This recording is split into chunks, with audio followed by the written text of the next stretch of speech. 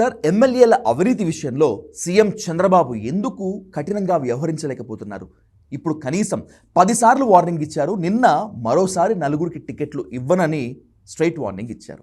ఆయన ఎన్నిసార్లు హెచ్చరికలు జారీ చేస్తున్నా, తలంటుతున్నా కూటమి ఎమ్మెల్యేలు ఎందుకు లెక్క చేయటం లేదు?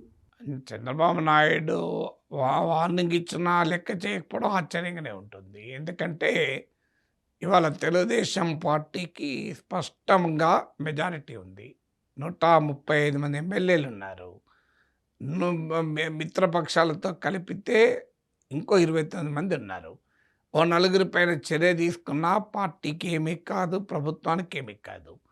పైగా రాష్ట్రంలో రాజకీయ పరిస్థితులకు కూడా ఏమీ వైఎస్ఆర్ కాంగ్రెస్ పార్టీ వైపు అనుకూలంగా మారలేదు. ఇప్పటికీ ప్రజలు కూటమికి ఇచ్చిన తీర్పుకు అనుకూలంగానే ఇప్పటికీ ప్రజల్లో వాతావరణం ఉంది. అందువల్ల రాజకీయ వాతావరణం సానుకూలంగా ఉంది, సంఖ్యాబలం తిరుగులేనిదిగా ఉంది. ఇలాంటి సమయంలో మరి చర్యలు ఎందుకు తీసుకోలేకపోతున్నాడో చంద్రబాబు నాయుడికే తెలియాలి. పదే పదే పబ్లిక్గా వార్నింగ్ ఇస్తున్నారు. మంత్రులకు బాధ్యత ఇస్తున్నానని చెప్పాడు. పార్టీ ఎమ్మెల్యేలను టీడీపీ నాయకులే ఖండిస్తున్నారు. ఏబిఎన్ ఛానల్లో వచ్చిన ఒక డిబేట్లో పాల్గొంటూ చంద్రబాబు నాయుడుకి అత్యంత సన్నిహితులైన కుటుంబరావు ఏకంగా మందు తాగి ఎలాగైతే తూలుతారో అధికారంలో ఉన్న కూటమి ఎమ్మెల్యేలు అధికారంతో తూగుతున్నారన్న పదం వాడాడు. ఇంటాక్సికేటెడ్ విత్ పవర్ అన్నాడు.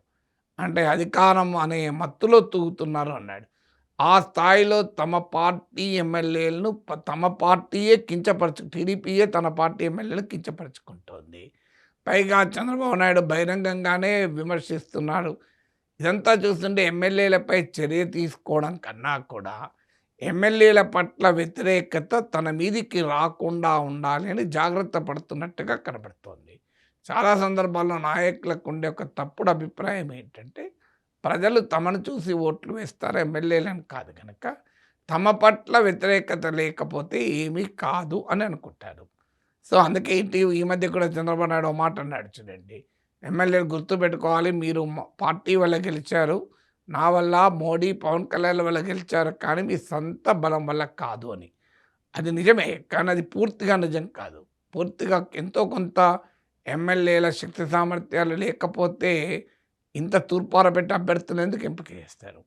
సో అందువల్ల ఎమ్మెల్యేల పట్ల వ్యతిరేకత కొన్నిసార్లు అక్కడికే పరిమితం కావచ్చు, వారిని అభ్యర్థులు మారిస్తే మారవచ్చు. కొన్నిసార్లు అది రాష్ట్ర స్థాయి అసంతృప్తిగా కూడా మారచ్చు.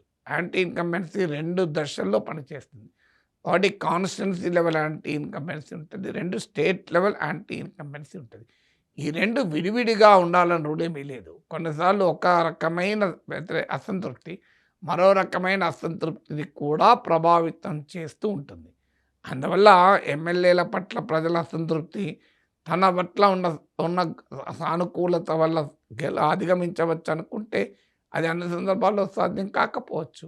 అల్టిమేట్గా ప్రజలు తాము ఎన్నుకునేది ఎమ్మెల్యేలు కదా.